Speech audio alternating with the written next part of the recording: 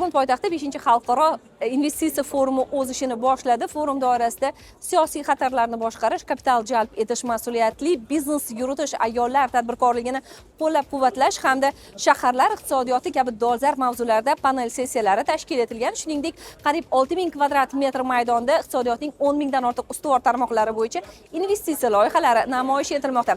Tadbir xorijiy investorlar, xalqaro moliya institutlari va biznes vakillari uchun yangi hamkorlik aloqalarini yo'lga qo'yish va istiqbolli loyihalarni muhokama qilish maydoniga aylanishi kutilmoqda.